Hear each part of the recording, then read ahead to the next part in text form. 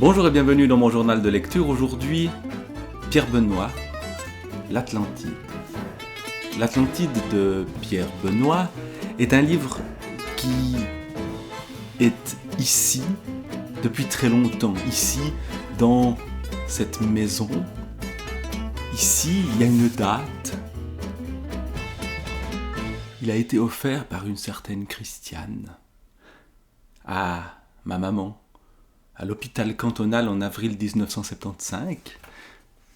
Mais déjà, en ce moment-là, c'est un livre ancien, puisque c'est un livre de 1920 que l'Atlantide de Pierre Benoît, un roman d'aventure, un roman plein de mystères, un roman certes daté dans ses thématiques et dans ses idées, un roman qui fleure bon ou pas si bon que ça peut-être, le colonialisme, un roman qui dans son rapport entre hommes et femmes est aussi pour le moins ambigu, même si les femmes jouent un rôle au fond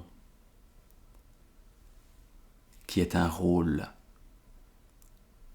essentiel, du moins une femme, voire deux, dans ce roman-là. Alors de quoi s'agit-il, Pierre Benoît, l'Atlantide ? Cette Atlantide n'est pas une île au milieu de l'Atlantique. Elle reprend un mythe plus ou moins perdu d'un texte de Platon et elle se situe au fin fond du Sahara, dans le Hagar.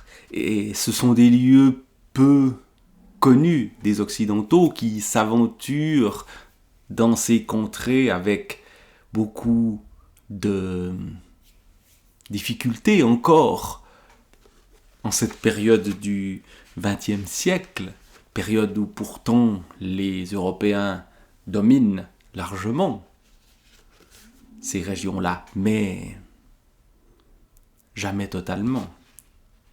Et donc, on a affaire à des personnages qui sont des militaires coloniaux français qui, petit à petit, s'aventurent dans des lieux étranges. Le capitaine de Saint-Avit raconte son histoire, il la raconte au narrateur principal de ce roman qui ouvre différentes histoires emboîtées et qui les referme par la suite. Ce capitaine de Saint-Avit est un étrange personnage dont on sait qu'il a assassiné, semble-t-il, un autre de ses compagnons, donc on s'en méfie. Le premier sujet de surprise qui me fut donné par ce singulier compagnon, je le dus au bagage dont il s'était fait suivre.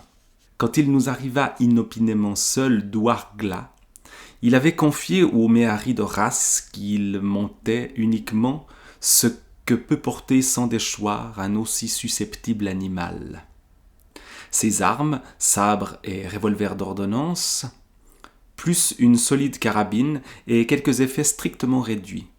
Le reste n'arriva que 15 jours plus tard par le convoi chargé du ravitaillement du poste.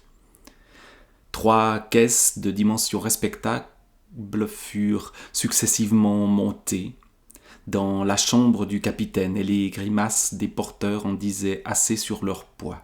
Par discrétion, je laissai Saint-Avit à son emménagement et me mis à dépouiller le courrier que m'apportait le convoi. Il rentra peu après dans le bureau et jeta un coup d'œil sur les quelques revues qui venaient de me parvenir. Ce sont des livres qui sont amenés au milieu de nulle part par ce capitaine de Saint-Avit qui est une sorte de savant, de connaisseur notamment de toutes les recherches de l'Antiquité, tous les textes consacrés à un titre quelconque par l'Antiquité aux régions sahariennes étaient réunis entre les 4 murs crépis de cette chambre de Borges, Hérodote et Pline, naturellement, et aussi Strabon et Ptolémée, Pomponius, Mela et Amnien Marcellin. Mais à côté de ces noms qui rassuraient un peu mon impéritie, j'apercevais ceux de Corippus, de Paul Orose, d'Ératosthène, de Photius, de Diodore de Sicile, de Solin, de Dion Cassius, d'Isodore de Séville, de Martin de Tyr, d'Éticus, d'Athénée, les Scriptores Historia et Augusta et l'Itinerarium Antonini Augusti, les Geographie Latini Minores de Riese, les Geographies Graeci Minores de Karl Müller, etc. On a un authentique connaisseur qui a rassemblé tout ce qu'on savait dans l'Antiquité sur le Sahara, parce qu'il veut retrouver justement un mythe antique, ce mythe de l'Atlantide. Et on va s'aventurer dans des lieux hostiles. Est-ce qu'on va trouver l'Atlantide? Et qu'est-ce que c'est que cette Atlantide? Il y a un nom qui apparaît dans une grotte. Un nom qui sonne étrangement grec, alors même que on est très loin du monde grec. On est chez ce que les Grecs appelaient les barbares. Antinéa. Qui est Antinéa? Il faut aller jusqu'à l'Atlantide pour le savoir. Et évidemment, le capitaine de Saint-Avit trouvera ce lieu.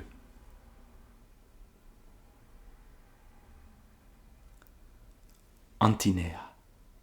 Il trouvera aussi Antinéa. Antinéa. Chaque fois que je l'ai revue, je me suis demandé si je l'avais bien regardée alors, troublé comme je l'étais, tellement chaque fois je la trouvais plus belle. Plus belle, pauvre mot, pauvre langue. Mais vraiment, est-ce la faute de la langue ou de ceux qui galvaudent d'un tel mot? On ne peut se trouver en présence de cette femme sans évoquer celle pour qui Éphracteus soumit l'Atlas, pour qui Sapor usurpa le sceptre d'Osymandias, pour qui Mamilos subjuga Suse et Tantiris, pour qui Antoine prit la fuite. Ô tremblant cœur humain, si jamais tu vibras, c'est dans l'étreinte altière et chaude de ses bras. Tout d'un coup, des vers qui sont cités à nouveau, toutes ces références qui, en tout cas pour moi, je pense pour beaucoup de gens, sont tout à fait obscures. Cette Antinéa qui est, au fond, une femme parfaite, mais une femme parfaite est forcément dans les clichés aussi de l'époque, et peut-être encore dans les clichés qui perdurent, une femme dangereuse. Et cette Antinéa est aussi la descendante d'une très longue lignée. Il y a des idées peut-être aujourd'hui problématiques ici, des idées de race. Elle est d'une antique race, cette Antinéa. Et elle fascine les hommes, et elle les fascine au point qu'ils jouent leur vie pour elle. Autre mythe, la femme dévoreuse d'hommes qui apparaît ici. Et donc, nos personnages se retrouvent, le capitaine de Saint-Avit notamment, au cœur de l'Atlantide, avec cette femme fascinante, et il découvre ses pouvoirs. Et puis il y a le désert autour. Puis il y a aussi d'autres personnages qui sont présents autour d'Antinéa. Et c'est par ces personnages, je crois, que ce roman-là a encore un peu d'intérêt pour nous aujourd'hui, parce que, évidemment, il y a beaucoup de choses qui sonnent anciens, qui sonnent d'un autre temps. Et en même temps, il y a des personnages décrits avec un certain lyrisme, une certaine sympathie, une certaine ouverture. On est, je le disais au départ, dans un roman plus ou moins colonial, mais en même temps, des personnages exotiques, pourrait-on dire, sont décrits avec quand même un certain respect. Par exemple, il y a Tanit Zerga. C'est une jeune fille, une adolescente plus ou moins, qui accompagne notre personnage principal dans le désert, dans une fuite dans le désert. Je ne vais pas raconter toutes les circonstances parce que ça n'est pas donné envie de lire ce livre, même si il est peut-être plus difficile à trouver aujourd'hui qu'il l'était en 1975, quand ma maman l'a reçu à l'hôpital cantonal. Eh bien, Tanit Zerga. Je regardais alors avec plus d'attention Tanit Zerga. Pour la première fois, je m'aperçus qu'elle était belle. À nouveau, la beauté féminine mise en avant, une autre beauté féminine que celle d'Antinéa, très distante. Tanit Zerga est plus proche. Ses cheveux, qu'elle portait répandus sur ses épaules, étaient moins crépelés qu'ondulés. Là, on sent le stéréotype. Tanit Zerga est une Africaine, venant du Niger. Donc, les cheveux moins crépelés qu'ondulés. Elle n'est peut-être pas aussi noire qu'elle l'était, ou dans le texte, on emploie le terme nègre de manière assez normale, enfin, sans s'en offusquer. Aujourd'hui, on s'en offusquerait. Il n'est pas utilisé pour ce personnage-là. Ses traits étaient d'une pureté remarquable. Nez très droit, petite bouche aux lèvres fines, menton volontaire. Le teint était cuivré et non noir. Là encore, la beauté de cette Africaine est due au fait qu'elle n'est pas tout à fait noire, qu'elle ne correspond pas tout à fait à ce cliché négatif qu'une femme noire, femme nue, femme noire, on pense au poème de Léopold Sédar Senghor, elle n'est pas tout à fait une femme totalement noire, parce qu'elle est de race noble. Le corps mince et souple n'avait rien de commun avec les ignobles boudins graisseux que deviennent les corps des noirs bien soignés. Là, on a clairement une remarque raciste qui affleure souvent dans ce bouquin-là. Donc, bon, c'est un bouquin, voilà, on lit une aventure avec intérêt, on a cette fascination pour un monde qui pourtant grince quand même pas mal. Un large cercle de cuivre faisait autour de son front et de ses cheveux une lourde ferronnière. Elle avait 4 bracelets plus larges encore aux poignets et aux chevilles, et comme vêtement une tunique de soie verte échancrée, en pointe soutachée d'or, vert, bronze, or. « Tu es Sonrai, Tanit Zerga ?» fis-je doucement. Elle répliqua avec une sorte de fierté dure, « Je suis Sonrai. » Bizarre petite, pensai-je. Visiblement, il y avait un point sur lequel Tanit Zerga n'entendait pas laisser dévier la conversation. Je me rappelai l'air presque de souffrance quand elle m'avait dit qu'elle avait chassé Hiram Roi, avec lequel elle avait prononcé ce « on ». « Je suis Sonrai, répéta-t-elle, je suis née à Gao, sur le Niger, l'antique capitale Sonrai. Mes pères ont régné sur le grand empire mandingue. Si je suis ici comme esclave, il ne faut pas me mépriser. » On voit bien, tout d'un coup, ce qui sauve, au fond, cette personne-là, c'est ses ascendances royales. Et puis, on s'aventure dans le désert, et il y a de très beaux passages, notamment le moment où Tanit-Zerga délire puis meurt dans ce désert.